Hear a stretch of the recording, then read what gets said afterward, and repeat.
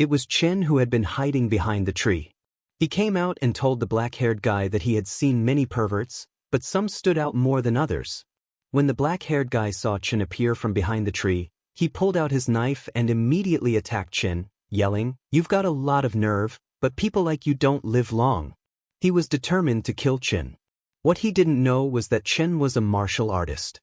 Chen focused all his energy into his leg and kicked the ground with full force. The kick was so powerful that it caused the ground to explode, sending the black-haired man flying into the air. As he fell, Chen struck his hand, making him drop the knife.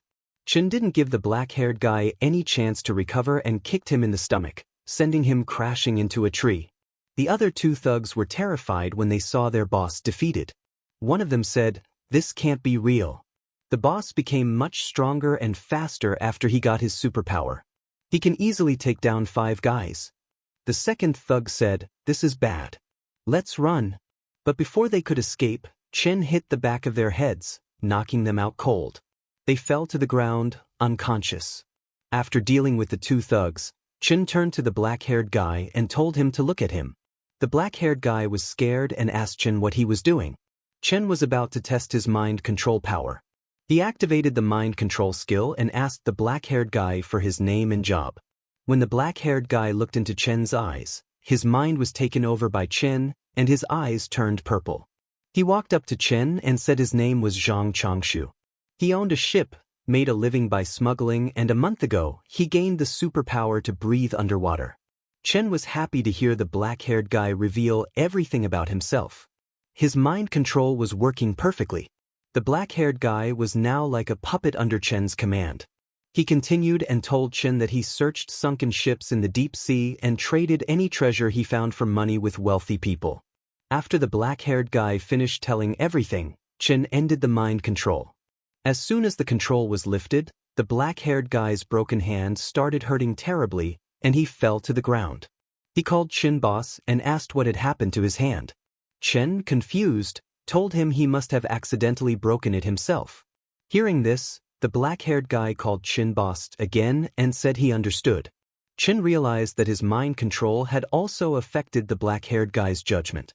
He told him to rest on the boat for a while and said he would join him after waking up the other 2. The black-haired guy obeyed. Chen knew that to raise his lizard he needed a lot of food, and Zhang Changshu, who owned a ship and often worked with rich people, could be a good source of money. Chen thought maybe he could use his company to help raise his lizard. Chen used the mind control skill again, this time on the other 2 thugs. The effect of his mind control was incredible. There had been some resistance when he tried to control Zhang Changshu, but with the regular thugs, it was very easy. The skill worked especially well on weak-minded people. A few minutes later, Chen went to the ship the black-haired guy had mentioned. A man wearing glasses, who also worked on the boat, asked the black-haired guy who Chen was. The black-haired guy told him that Chen was his boss and that they had to show him respect. Hearing this, all the men on the ship greeted Chen respectfully. Then the black-haired guy told the man with glasses to prepare the transfer contract, saying, "This ship now belongs to my boss." Within a few minutes, the man with glasses prepared the transfer contract and handed it to Chen. Chen took the document and told the man with glasses to wait for him at the office the next day. Chen then told the black-haired guy that since he was injured, he should come with him to the hospital. The next day, early in the morning at sea, Chen continued his hunt with his sea iguana. The sea was full of endless food, and the sea iguana hunted and ate many fish. Meanwhile, in the gym, Chen practiced his boxing techniques. As the sea iguana kept hunting in the sea and gaining evolution points, Chen also gained constitution points. However, Chen knew he couldn't depend only on his iguana clone to grow stronger. He needed to train more himself. After 2 battles, Chen felt his control over his strength had improved. After the hunt, the sea iguana went into a mountain cave to practice attacking as well. System messages informed Chen that the absorbed energy had been digested during training, and he had gained 6 evolution points. That afternoon, Chen went to the office where the black-haired guy had transferred the ship to him. Chen was happy because the transfer process was finished. He hadn't gone outside for a day, but he had managed to gain more than 90 evolution points, and his sea iguana's body had also grown 20 centimeters. Chen decided that the next day he would take his lizard to the deep sea. He was in a hurry because he now knew he wasn't the only person with superpowers in the world, and he needed to become stronger, especially since there were unknown creatures in the depths of the ocean. The following day, the ship Chen had acquired was fishing in the deep ocean. The two thugs who had been working with the black-haired man, Zhang, were on the ship. One guy checked the net and noticed that there had been much fewer fish lately. They were barely catching anything.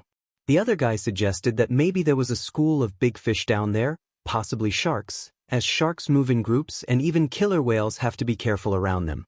This would explain why the smaller fish were fleeing the area. They were right because, right beneath their ship, a group of great white sharks was roaming around. Chen's sea iguana, which was also following the ship to the deep sea, encountered these sharks. As soon as the sharks saw the sea iguana, they immediately attacked it. A great white shark grabbed the sea iguana in its mouth and tried to bite it, but just as it tried to bite, the sea iguana raised its spikes, hurting the shark. The shark died, and seeing this, the other sharks got scared and swam away. Then, Chen's sea iguana started eating the dead shark's body, gaining 10 evolution points. Chen, who was connected to the sea iguana and shared its senses, tasted the white shark's meat and thought it was too tender. After eating the shark, Chen received a system notification stating that his clone had met the evolution requirement and asked if he wanted to evolve the sea iguana. Chen was surprised to find that he could now choose to evolve. He confirmed the evolution, and the sea iguana came out of the sea to begin its transformation. Bolts of evolutionary lightning traveled into the sea iguana's body, causing it immense pain. At the same time in the gym, Chen also felt the same pain and fell to the ground. He looked at his status window and saw that he had leveled up to level 1. His constitution was now 130, and his spirit was 38. His beginner traits, external aura and chi perception, now had 280 experience points. His skills had also improved. They were all now intermediate. His 8 extremities boxing skill had 370 experience points, his stepping cloud jump had 290, and his tan leg technique had 370 points. Chen's clone had evolved into a scale-armored spiny lizard, a newborn ferocious beast, trying to evolve into a ferocious beast lord. It had evolved twice and needed 5,000 points for the next evolution. It also gained an ability called water affinity. Chen's body had become more muscular. He was happy because he had made a breakthrough, and his constitution was now 13 times that of a normal person, reaching a level equivalent to great success in the dark realm in ancient martial arts. However, looking at his status window, Chen was slightly disappointed that his constitution hadn't doubled after this evolution. But this confirmed that it had doubled the last time because his base stat was low. He looked into the sea iguana's details and noticed that it now had water affinity, but he didn't know what it meant. He wondered what it meant to have water affinity. Chen then connected himself to the sea iguana and was surprised to see its body size. The sea iguana's body had grown much larger. Its bone density was several times greater than before, and its weight had reached 4 to 5 tons. Its strength had doubled, and its claws were now as tough as steel, making it far more powerful and explosive than before. As it followed the ship, Chen noticed that the sea iguana could now swim up to 70 kilometers per hour, even faster than a large ship. It made less noise and felt less resistance while swimming, which Chen thought must be because of its new water affinity ability. The next day, Chen called the man with glasses and asked if anyone had been inquiring about treasures lately. The man told him that no one was asking at the moment. Hearing this, Chen said they would find the treasure themselves. He asked the man how the research was going. The man explained that they had identified a few locations with sunken ships, but without Boss Zhang, who could breathe underwater, they couldn't do much. Chen told him not to worry and assured him that he could handle it. Chen looked into the database and found that the shallow water areas of routes once used by Z country, as well as the major commercial waterways used by H and our countries, had mostly been explored. However, there were still many priceless ships in deeper areas. Chen took his sea iguana to a location 25 kilometers offshore in the Yellow Sea area. Connected to the sea iguana, he checked that he could now breathe deep underwater after this evolution. His perception had also improved, allowing him to sense the area up to 20 kilometers around him. He felt confident that he was ready to proceed after tidying everything up. Then he disconnected from the sea iguana and checked his phone. It was almost 11 o'clock, so he decided to treat himself to some food. He thought, isn't the point of raising a clone to enjoy life? To eat something, Chen went to the pedestrian street near his house. The meal was nice, but Chen was surprised to find that it cost over 3,000. His savings were only 20,000, but he wasn't worried because he would soon take over Boss Zhang's company. At least he got a taste of what it feels like to be rich. While returning home, Chen noticed something alarming. He saw a girl lying unconscious on the ground, with two men checking her. The scene didn't look right to Chen. As a responsible member of society, Chen raised his voice and asked them what they were doing. He felt confident because, with his growing strength and his passion for martial arts awakening, he didn't mind stepping in as long as there was no real danger. When the thugs saw Chen intervene, they became very angry. One thug, in anger, asked Chen what he had just said. Another thug pulled out a knife and shouted, "Kid, get lost now, and I'll pretend I didn't see you." Chen didn't really want to fight them and just wanted to scare them off. He released his aura, which formed a beast-like presence. Although it wasn't visible to human eyes, the thugs could feel its pressure. Both thugs were terrified and didn't understand why it felt like they were being stared down by a beast. Scared, one thug suggested to the other, "Let's get out of here." But suddenly, the girl started laughing. She mocked the thugs, asking if they were actually scared and if they were really not real men. Seeing the woman provoke the thugs, Chen wondered if she was crazy. Hearing the woman's words, the thugs started to rethink their decision to run away. Looking at her, they thought that a woman like her didn't come around every day, and they couldn't let her think they were weak. Immediately, both thugs charged at Chen. One thug said to the other, "There's no reason to be afraid of him. He's just one guy." The other thug agreed, saying, "Yeah, let's get him. This guy's way too cocky." Chen was at a loss for words. Seeing them charge at him, he realized that everything had already been resolved, but because of the girl, a fight had broken out. Left with no choice, Chen got into his martial arts stance. When the thugs were within reach, he kicked them in the stomach, sending them flying.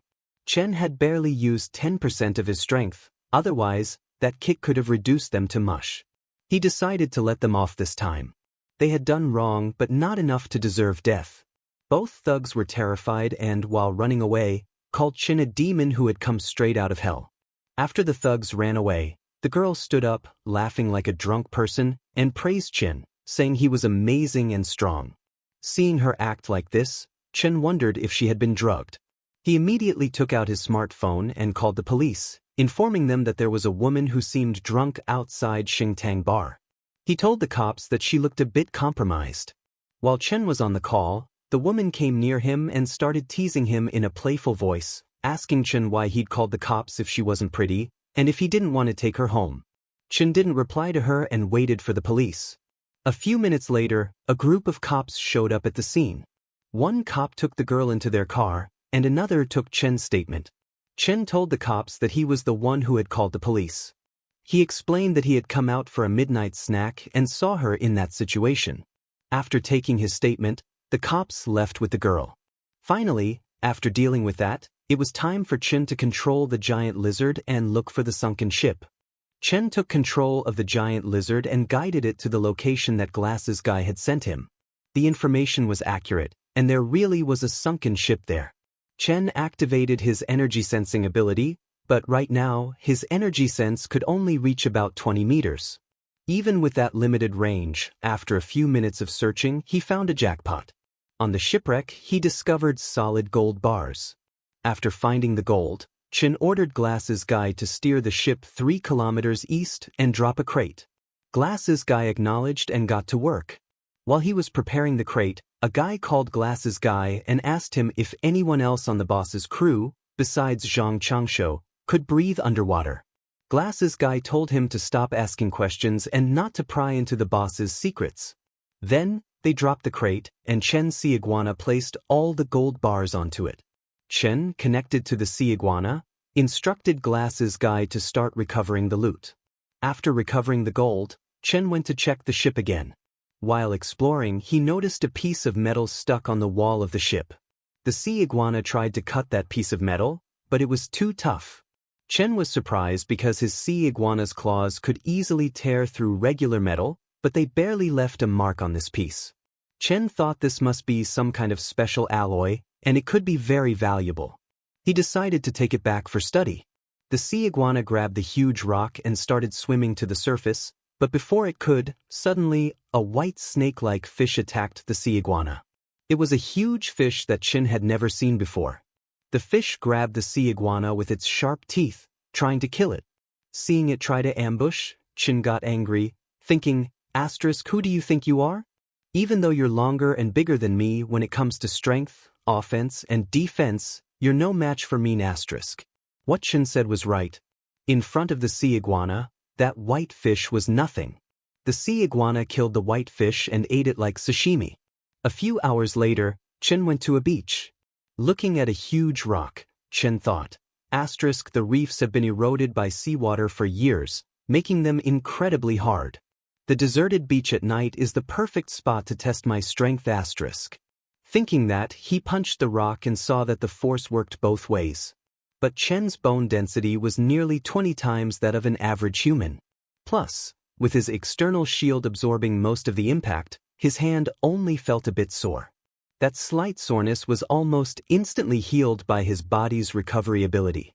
Chen continued to practice his boxing on that huge rock because, after this evolution, his physique had surpassed 200.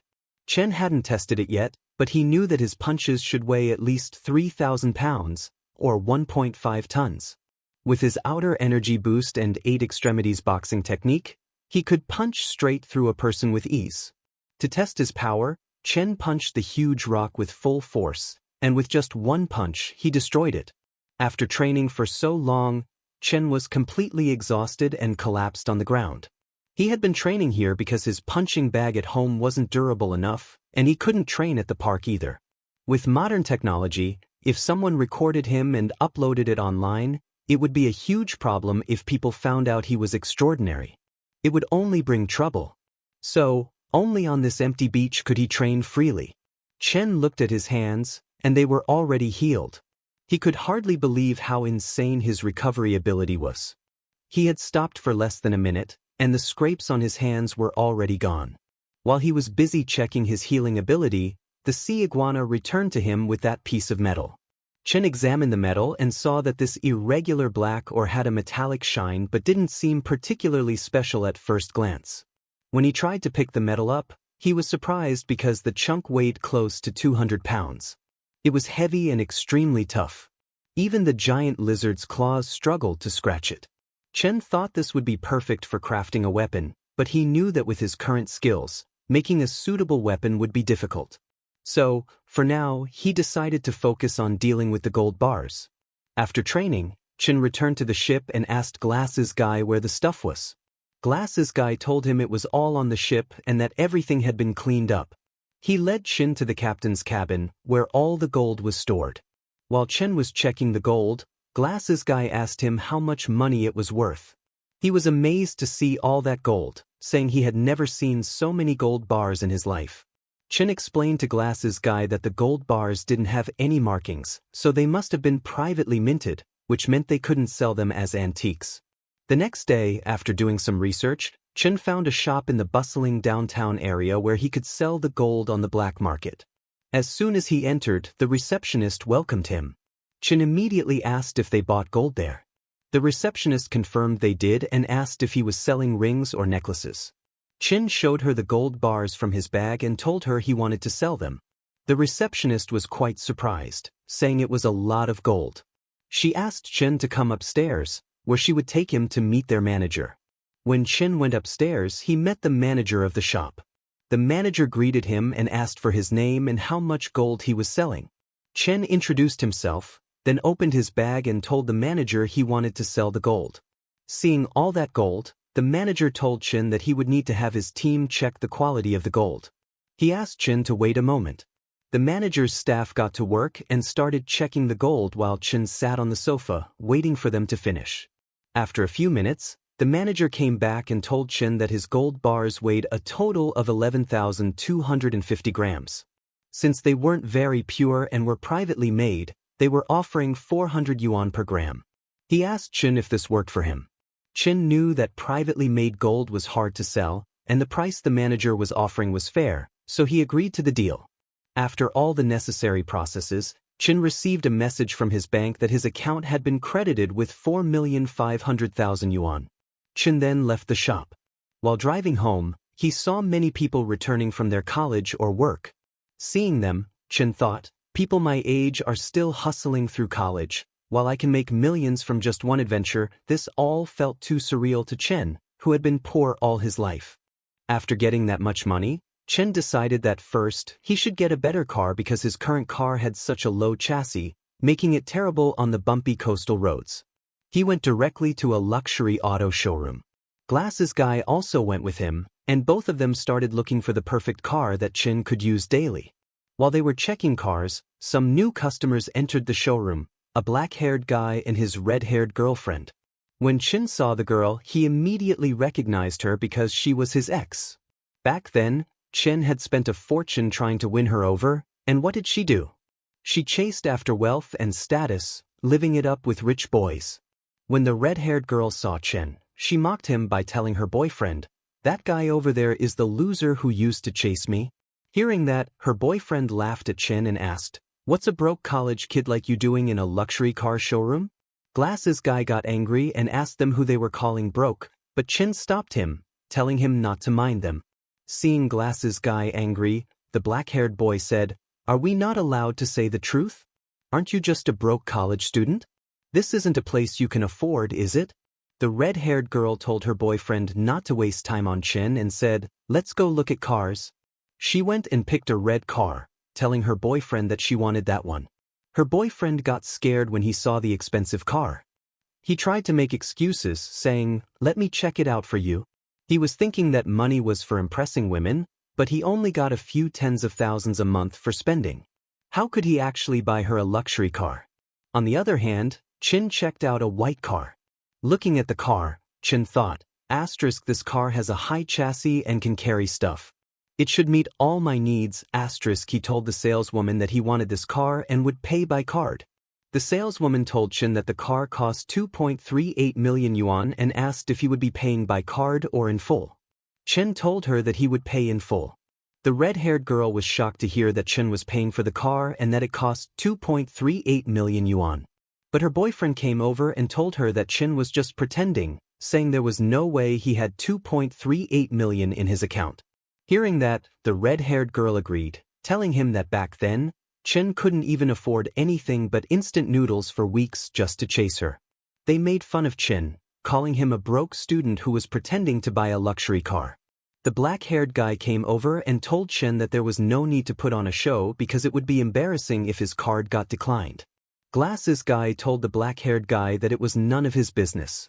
He asked the black-haired guy what he would do if Chen could afford that car. The black-haired guy told Glasses Guy that if Chen could afford it, he would call him Dad right there, but if Chen couldn't, then Chen would have to call him Dad. Glasses Guy immediately accepted the deal. The red-haired girl laughed at Chen, thinking he was bluffing and couldn't really afford it.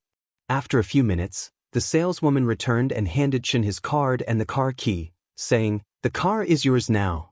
Chen thanked her and then looked at his ex-girlfriend and her new boyfriend. The boyfriend was shocked to see that Chen had actually bought the 2.38 million yuan car. The red-haired girl was also very confused, wondering how Chen had become so rich. Glasses Guy grabbed the boyfriend by the collar and asked, "Aren't you going to keep your word and call our boss Dad?" But then Chen intervened and told Glasses Guy not to waste time on people like this. While leaving with Chen, Glasses Guy told the two, "My boss is too kind. If it were up to me, you wouldn't leave here today without saying Dad." The black-haired guy was very embarrassed, and the red-haired girl was speechless. When Chen drove off in his new luxury car, she chased after him, asking him to just hear her out, but Chen didn't stop. Seeing her chasing Chen's car, a saleswoman commented, she thought she found a rich guy but missed out on someone with real potential. Another saleswoman nearby agreed, commenting that people often only regret their actions after losing something. After leaving the showroom, Chen went to Cloud's Edge restaurant, the top fine dining destination in N City. As he arrived in his luxury car, all the waitresses greeted him respectfully. He went to a private room where a waitress presented the menu and asked what he would like to order. Chen browsed the menu and chose a 5,888 yuan Boston lobster and a 7,888 yuan king crab, along with several other items. When the food arrived, 2 girls personally fed him by hand. The experience of being fed by the girls made the food taste even better. Chen felt pleased and commented that while it was expensive, it was worth it. He reflected that after preparing so many meals for his lizard, it was finally time to indulge in some luxury himself. While enjoying his meal, Chen received a message from his college advisor, reminding students that classes would begin in a week and they needed to report on time. The message made Chen realize that he was still a sophomore. He then checked his status. His constitution had reached 327, and his spirit was at 49. He still only had one talent: mind control. His experience points in traits like external aura and chi perception had increased as well, and his skills and techniques like 8 extremities, boxing, stepping cloud jump, and tan leg techniques had grown stronger. His companion, the armored spiked lizard, had accumulated 2,160 evolution points, needing 5,000 to evolve again. Seeing the progress, Chen knew that with classes starting soon, he would have less time and needed to earn money quickly to help his lizard reach the Shadow Realm.